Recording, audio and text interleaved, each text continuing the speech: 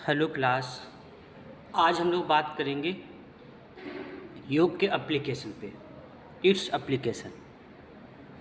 योग के एप्लीकेशन क्या क्या हैं, इसका इस्तेमाल क्या क्या है।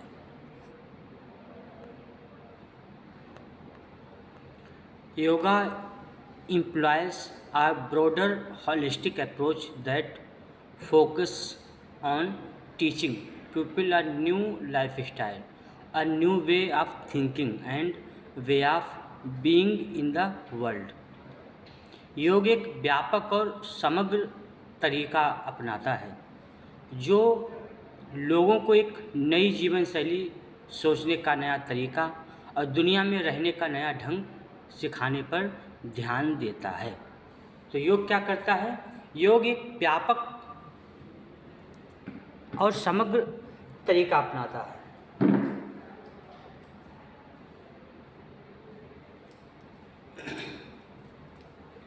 योग एक व्यापक और एक समग्र तरीका अपनाता है जो लोगों को एक नई जीवन शैली देता है, सोचने का एक नया तरीका देता है, दुनिया में रहने का एक नया ढंग देता है। कौन? योग। The role of yoga for healthy and happy living has been recognised even by scientists all over the world. Scientist all over the world.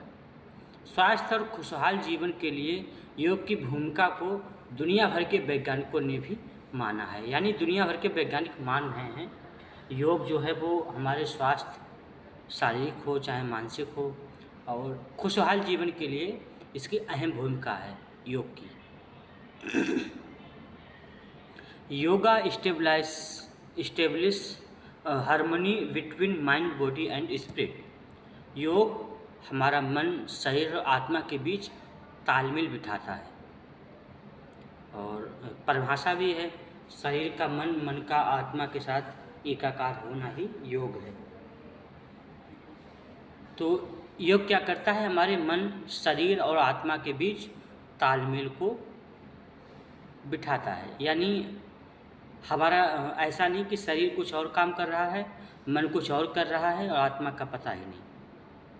शरीर और मन एक साथ मिलकर काम करते हैं, आत्मा भी उनके साथ मिलकर काम करती है। A person who does not possesses physical, mental, spiritual and social well-being is a danger for himself and society as well. जो व्यक्ति शारीरिक, मानसिक, आध्यात्मिक और सामाजिक रूप से स्वस्थ नहीं है वह खुद के लिए और समाज के लिए भी खतरा है। जो व्यक्ति शारीरिक, मानसिक, आध्यात्मिक, सामाजिक रूप से स्वस्थ नहीं है, यानी व्यक्ति के शरीर में कोई रोग है, उसके मन में कोई रोग है, उसके आध्यात्मिक उन्नति नहीं है, समाज में कैसे रहना है, कैसे लोगों के साथ व्यवहार करना है, ये चीज़ें यदि व्यक्ति के अंदर नहीं हैं तो ऐसे व्यक्ति समाज के लिए खतरा होती हैं। यानी वह समाज को कुछ अच्छा नहीं दे पाएंगे। रोगी व्यक्ति क्या दे पाएगा समाज के लिए? मानसिक रूप से विक्षिप्त व्यक्ति, जिसकी खुद की कोई आध्यात्मिक उन्नति नहीं है, कोई तप स्वाध्याय नहीं है, वह व्यक्ति समाज के लिए क्या दे पाएगा? और जिसके समाज में रिश्ते ठीक नहीं हैं वह समाज के लिए क्या कर पाएगा? तो ऐसे व्यक्ति यदि देखा जाए तो समाज के लिए एक खतरा ही साबित होंगे। Today, the current society is the flooded with evil tendency like violence, corruption, selfishness, and countless immoral and inhuman activities. आज का समाज हिंसा, भ्रष्टाचार, स्वार्थ और अनगिनत अनैतिक और अमानवीय काम जैसे बुरी प्रवृत्तियों से भरा हुआ है। तो आज का जो समाज है, आज का इंसान है, आज के जो लोग हैं सभी नहीं है लेकिन फिर भी हैं। तो लोगों के अंदर हिंसा है, भ्रष्टाचार है, स्वार्थ है, अनैतिक और अमानवीय काम करने की प्रवृत्तियां व्यक्ति के अंदर बैठ गई हैं। तो ये सब क्या है, ये समाज के लिए, राष्ट्र के लिए, इंसानियत के लिए खतरा है। इंसानियत को बर्बाद करने वाली ये प्रवृत्तियां हैं। यदि इनको नहीं सुधारा गया तो एक समय के बाद इंसानियत नष्ट हो जाएगी और फिर दुनिया में सिर्फ अनाचार, पापाचार, भ्रष्टाचार ही फैल जाएगा। तो इन सब को दूर करने के लिए क्या करना पड़ेगा? इन सब को दूर करने के लिए योग मार्ग अपनाना पड़ेगा। योग की जो शिक्षाएं हैं उनको अपनाना पड़ेगा।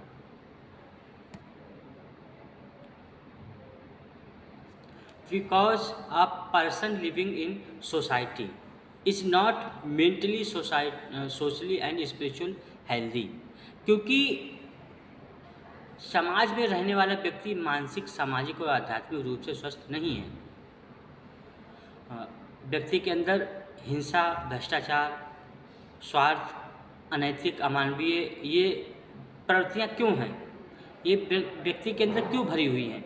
क्योंकि व्यक्ति के अंदर समाज में रहने वाली मानसिक, सामाजिक और आध्यात्मिक रूप से स्वस्थ नहीं है व्यक्ति। कभी शारीरिक रूप से बीमार है तो कभी मानसिक और कभी आध्यात्मिक रूप से तो लगभग सभी बीमार हैं।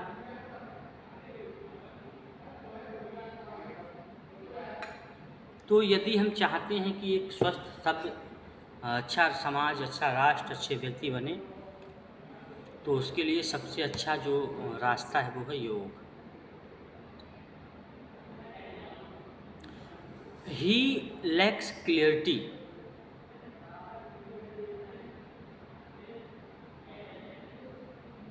ही lacks clarity and understanding to act. उसमें काम करने के लिए स्पष्टता और समझ की कमी है। मनुष्य के अंदर कार्य करने में स्पष्टता नहीं, कार्य करने की समझ की कमी है, समझदारी नहीं है।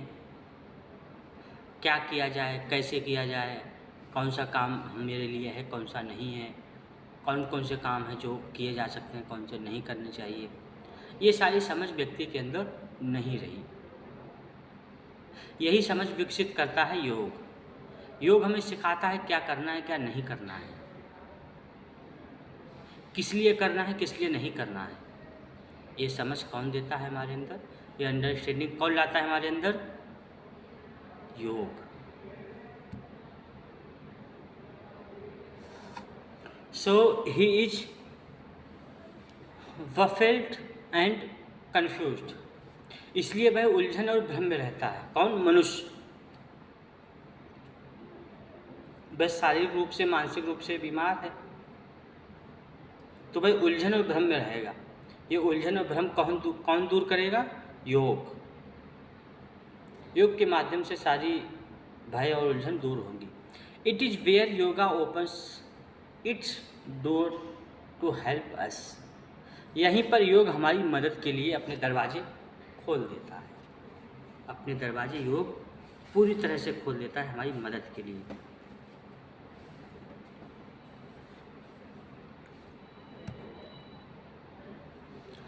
As the Gita chapter 2 slok 50 says, yoga karmasu kausalam, which implies that skill in action lie in yoga, or the excellence in action is yoga।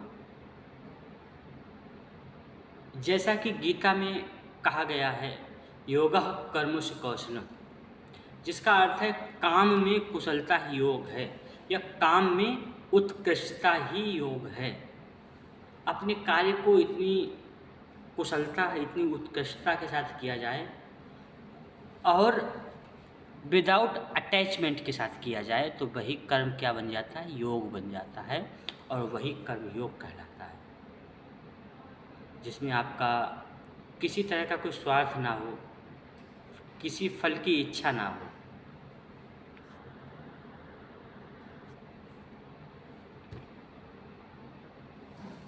Philosophers, psychologists and social scientists suggest the need to look within to investigate our thoughts and action. दार्शनिक, मनोवैज्ञानिक और सामाजिक वैज्ञानिक हमारे विचार और कामों की जांच करने के लिए अपने भीतर देखने की ज़रूरत बताते हैं। यानी अपने विचार और अपने काम कैसे करना है, सही कर रहे हैं, गलत हैं, क्या हैं, कैसे हैं, तो इनको यदि आपको परखना है, जांचना है, समझना है, तो आपको क्या करना पड़ेगा? अपने भीतर, अपने अंदर झांकने की ज़रूरत है। अपने अंदर झांकना पड़ेगा खुद को।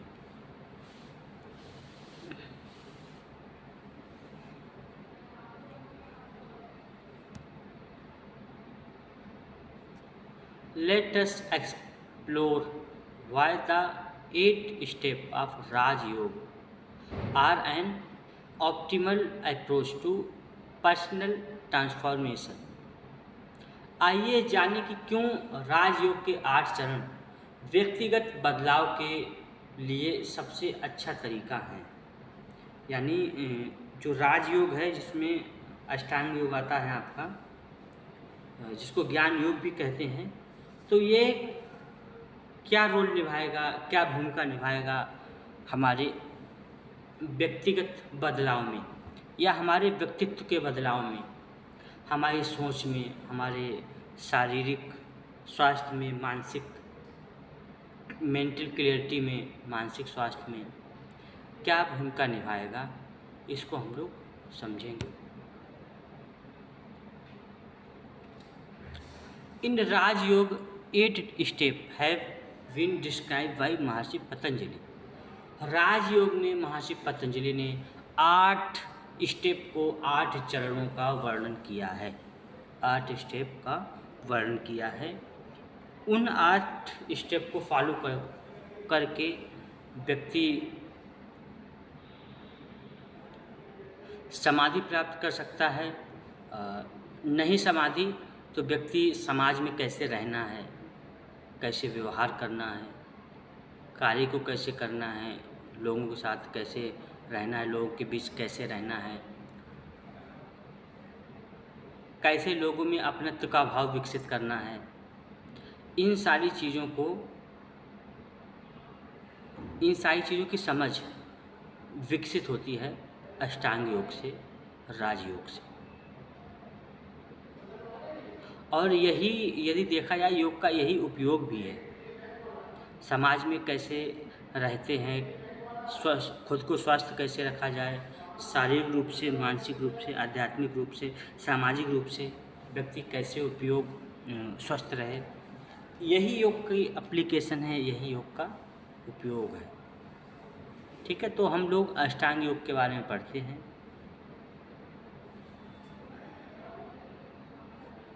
दे आर यमास, नियमा, आसन, प्राणायाम, प्रत्याहार, धारणा, ध्यान एंड समाधि। तो वे अष्टांग योग कौन कौन से हैं, राजयोग कौन कौन सा है? यम, नियम, आसन, प्राणायाम, प्रत्याहार, धारणा, ध्यान और समाधि।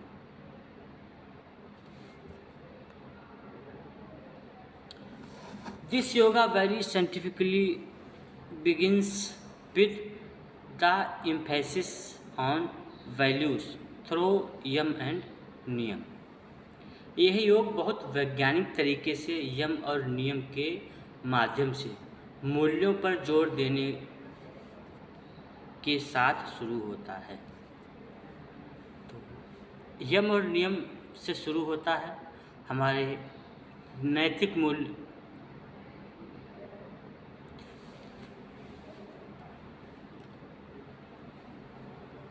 तो सबसे पहले क्या है? यम।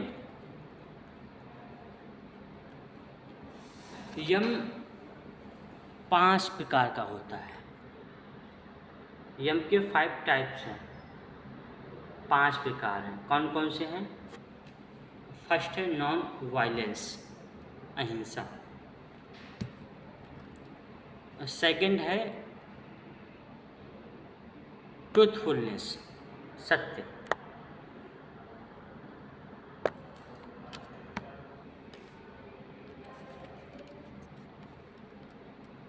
तीसरा है नॉन स्टीलिंग, अस्ते चोरी ना करना। चौथा है सिलिवेसी ब्रह्मचर्य, और पांचवा है नॉन पॉसिबनेस अपरिग्रह, यानी चोरी ना, चीज़ों का संग्रह ना करना, चीज़ों को इकट्ठा ना करना। ये 5 यम बताए गए हैं। अब इन्हीं पे आगे चर्चा करते हैं। तो सबसे पहले है नॉन वायलेंस, यानी अहिंसा, वायलेंस नहीं करना है।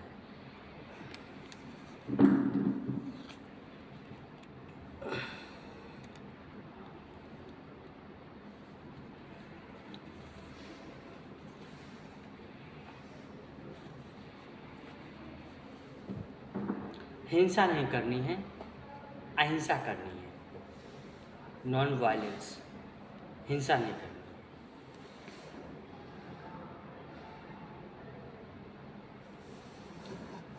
अहिंसा means trying to be non violent toward all animate and inanimate in the thought, word and deed.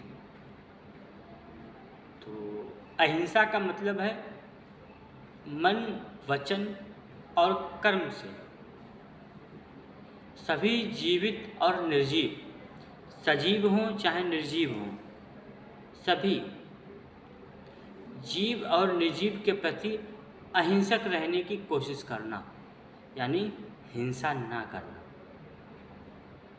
अहिंसा का मतलब है मन, वचन और कर्म से सभी जीवित और निर्जीव के प्रति अहिंसक रहने की कोशिश करना, यानी हिंसा ना करना ही क्या कहलाएगा? अहिंसा कहलाएगा, नॉन वायलेंस कहलाएगा। तो यहाँ पे एक चीज़ ध्यान देने वाली बात है, कौन कौन से बताए हैं, किस किस माध्यम से आप मन, वचन और कर्म, यानी आपको मानसिक रूप से भी नहीं सोचना है, किसी के बारे में गलत नहीं सोचना है, हिंसा के बारे में मन में भी नहीं सोचना है। मन में, पहले तो मन में ही नहीं सोचना है, फिर आपको बोलना भी नहीं है, और कर्म तो वैसे भी नहीं करना है। यदि आप मन में किसी के प्रति बुरा सोच लेते हैं, किसी के प्रति हिंसक विचार ले आते हैं, तो वह भी हिंसा के अंतर्गत आ जाएगा, ऐसा महर्षि पतंजलि बताते हैं। आप किसी के बारे में सोच भी लेते हैं, या आगे दिया है वचन, यानी आप बोलते हैं, बेशक आप शारीरिक रूप से या फिजिकली आप उस हिंसा में लिप्त नहीं थे, वहाँ पे आप मौजूद नहीं थे, लेकिन आपके कहने से, आपने जो भी कहा, आपके कहने से यदि हिंसा भड़क जाती है, तो उस हिंसा के आप जिम्मेदार हैं, और उसका जो भी पुण्य अथवा पाप लगेगा, वो आपके ऊपर उसका प्रभाव आएगा, वो आपके कर्म में जुड़ जाएगा। एक केवल एग्जाम्पल के लिए इसको मतलब अन्यथा ना लीजिएगा। एग्जाम्पल के लिए, जैसे आजकल जो नेता लोग होते हैं, वो ये वचन वाला ज़्यादा हिंसा करते हैं, बोल देते हैं, और लड़ते कौन हैं? उनके समर्थक। तो क्या समर्थक ही जिम्मेदार है लड़ाई के लिए? नहीं, सबसे ज़्यादा जिम्मेदार है नेता, जिसने अनर्गल कोई भी स्टेटमेंट दिया, कोई भी टिप्पणी कर दी किसी के ऊपर, कोई भी कुछ भी बोल दिया, मीन्स कुछ भी यदि बोल दिया है नेता ने, और उसके बोलने से नेता या कोई भी हो, परिवार का कोई सदस्य है, उसने कुछ बोल दिया है, या नेता नहीं भी है, लेकिन आजकल नेताओं पे ज़्यादा फिट होता है, क्योंकि नेता ज़्यादा बोलते हैं, अनर्गल बयानबाजी करते हैं, और जनता आपस में लड़ जाती है। तो यानी वो एक तरह से हिंसा का समर्थन कर रहे हैं, हिंसा को बढ़ावा दे रहे हैं अपने बोलने से। यदि आप मन में सोच रहे हैं तब भी आप हिंसा को बढ़ावा दे रहे हैं। और कर्म से मीन्स आपके यदि कोई कर्म ऐसा है जिसकी वजह से हिंसा फैल रही है, तब भी आप हिंसक कहलाएंगे, वो अहिंसा के अंतर्गत नहीं आएगा। तो आपको मन, वचन और कर्म से भी ऐसा कोई कर्म भी नहीं करना है, ऐसा कोई कार्य भी नहीं करना है हमें जिससे कि हिंसा हो। इन तीनों वे में यदि आप संयमित रहते हैं, अहिंसक रहते हैं, तब अहिंसा कहलाएगा, नॉन वायलेंस कहलाएगा। ठीक है।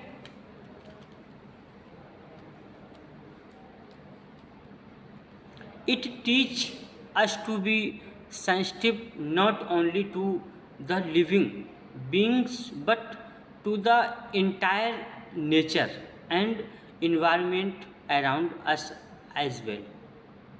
यह हमें न केवल जीवित प्राणियों के प्रति बल्कि अपने आसपास की पूरी प्रकृति और पर्यावरण के प्रति भी संवेदनशील होना सिखाती है। कौन? अहिंसा। अहिंसा ये हमें केवल यही नहीं कि जीवित प्राणी के प्रति ही हमको अहिंसा करनी है, नहीं, अहिंसा का पालन जीवित और निर्जीव के प्रति भी बताया है। यानी ये टेबल है, कुर्सी है, मोबाइल है, चेयर है, कहने को तो हम मानते हैं कि ये निर्जीव हैं, यदि एक दृष्टि से देखेंगे तो ये भी कहीं ना कहीं सजीव हैं, क्योंकि इनमें भी लास्ट में ये भी स्मॉल पार्टिकल से मिले हुए हैं, इनमें भी इलेक्ट्रॉन, प्रोटॉन, न्यूट्रॉन कार्य कर रहा है, गति कर रहा होगा। तो एक दृष्टि से देखा है तो ये भी सजीव ही हैं। इसलिए कहा गया है कि जिनको हम निर्जीव कहते हैं उनसे भी हिंसा नहीं करनी है। तो यह हमें केवल जीवित प्राणी के प्रति ही नहीं बल्कि अपने आसपास की पूरी प्रकृति, अब जैसे मान लीजिए पेड़, आपके आसपास पेड़ खड़े हुए हैं, पौधे हैं, वनस्पतियां हैं। अब यदि आप उन पेड़ों को धीरे धीरे काटना शुरू कर देते हैं तब क्या होगा? यदि देखा जाए तो आप उसको कहेंगे कि ये निर्जीव है। अब आप उसको यदि काटना शुरू कर देते हैं, एक समय ऐसा आएगा सारे पेड़ कट जाएंगे, वहाँ पे वीरान हो जाएगा। अब जब पेड़ कट गए तो वहाँ पे ऑक्सीजन कहाँ से बनेगी? कार्बन डाइऑक्साइड कौन वहाँ पे एब्जॉर्ब करेगा? या जो नेचर, प्रकृति बादल पानी बरसाती है वो कैसे होगा? जो ऋतुएं चेंज होती हैं, ऋतुओं का प्रभाव कैसे दिखाई देगा? यदि आपने पेड़ पौधों को नष्ट कर दिया तो ना तो आप ऑक्सीजन सही से ले पाएंगे, ना कार्बन डाइऑक्साइड का कंज्यूम हो पाएगी वहाँ पे, ना ही समय से बरसात होगी, ना ही जो मौसम परिवर्तन होते हैं, जो ऋतुएं बदलती हैं हमारे यहाँ, उनका भी अच्छे से हो पाएगा। तब अब काटे तो आपने पेड़ थे, किसी निर्जीव पे आपने हिंसा की थी, बट आपने जाने अनजाने निर्जीव के माध्यम से सजीव पे, अब ऑक्सीजन नहीं होगी तो वहाँ उस आसपास में जितने भी जीव जंतु रहेंगे, एक तरह से उनकी क्या हो जाएगी, धीरे धीरे डेथ होने लगेगी। यदि ऑक्सीजन नहीं मिलेगी तो उनका जो जानवर नेचर पे डिपेंड है, पेड़ पौधे पत्तियाँ खाते हैं, वो कहाँ जाएंगे? उनको भोजन नहीं मिलेगा। तो आपने कहीं ना कहीं हिंसा कर दी। तो इसीलिए कहा गया है कि आप केवल जीवित प्राणी के प्रति ही नहीं, अपने आसपास के प्रकृति, पर्यावरण के प्रति भी संवेदनशील होना है, उसके प्रति भी हिंसा नहीं करनी है। तब वो क्या कहलाएगा? अहिंसा कहलाएगी।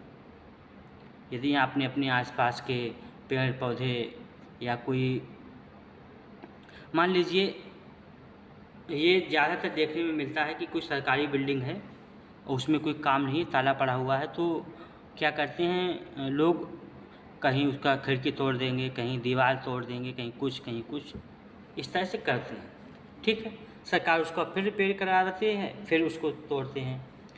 तो जो रिपेयर करवाती है सरकार, उसमें जो पैसा ख़त्म होता है वो कहाँ से जाता है? वो हमारा आपका दिया हुआ टैक्स ही होता है। तो अब वो यदि देखा है तो फालतू का खर्च हुआ, तब आपने जाने अनजाने किसका नुकसान कर लिया? अपना ही नुकसान कर लिया। तो इसीलिए जीवित हो या निर्जीव हो, किसी के प्रति भी हिंसा नहीं करनी है।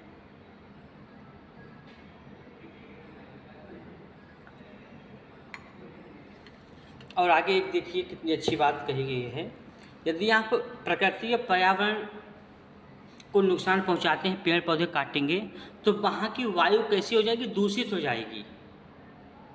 अब जहाँ पे पेड़ पौधे ज़्यादा नहीं होंगे, वहाँ की वायु तो दूषित हो ही जाएगी। तो आगे लिखा है कि in this way even polluting air, land and water is a violent deed which we must avoid। इस तरह हवा, जमीन यानी मिट्टी और पानी को प्रदूषित करना भी एक हिंसक काम है, जिससे हमें बचना चाहिए। तो यदि आपके माध्यम से एयर पोल्यूटेड हो रही है, मिट्टी पोल्यूटेड हो रही है, प्रदूषण फैल रहा है, तो ये भी एक तरह की हिंसा कर रहे हैं आप। ये भी नहीं होना चाहिए।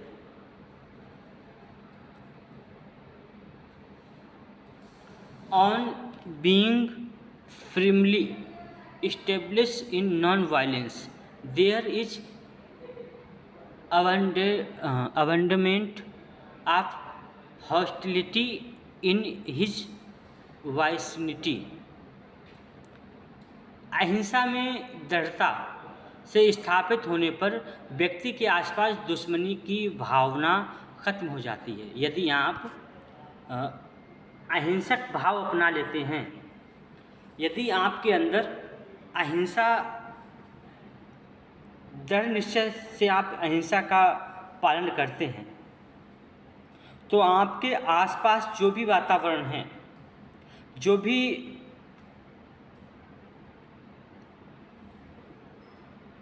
आपके आसपास लोग रहते हैं, वो भी आपसे अहिंसक हो जाएंगे, वो भी आपसे हिंसा नहीं करेंगे। उनके अंदर भी अहिंसा का भाव उत्पन्न हो जाएगा। तो आप अपने माध्यम से कितने लोगों का फ़ायदा कर रहे हैं। आपके आसपास से दुश्मनी की भाव खत्म हो जाएगा, दुश्मनी की भावनाएं खत्म हो जाएंगी। अब जब दुश्मनी की भावनाएं खत्म हो जाएंगी, तब हिंसा नहीं होगी। तो ये भी एक तरह से अहिंसा ही है।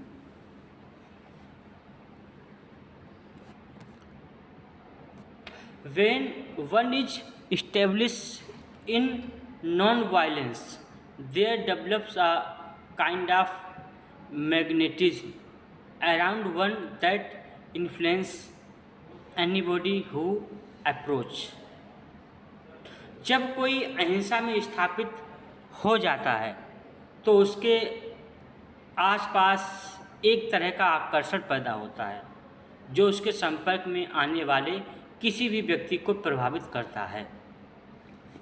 तो यहाँ पे देखिए, ये अहिंसा का, ये कहेंगे कि अहिंसा करने के बाद क्या मिलेगा। तो अहिंसा करने से क्या लाभ होगा? अहिंसा करने से जो लाभ होगा वो ये होगा कि आपके आसपास रहने वाले व्यक्ति, आने वाला व्यक्ति या कोई जीव जंतु कोई भी हो, ऐसा कहा जाता है कि हिंसक पशु जैसे शेर है, चीता है, सर्प हैं, जीव जंतु भी, हिंसक जीव जंतु भी आपके पास आके हिंसा त्याग देते हैं, यदि आप अहिंसा का पालन करते हैं। इतनी शक्ति है अहिंसा में, इतनी शक्ति है अहिंसा में। और केवल अहिंसा का पालन करके भी आप योग की उच्चतम अवस्था को प्राप्त कर सकते हैं, ऐसा भी कहा गया है। ठीक है, तो आज यहीं पे, अगली क्लास में हम लोग सत्य अस्त्य, ब्रह्मचर्य और अपरिग्रह, इन पे चर्चा करेंगे। ठीक है क्लास, आज की क्लास को हम लोग यहीं पे रोकते हैं। ओके।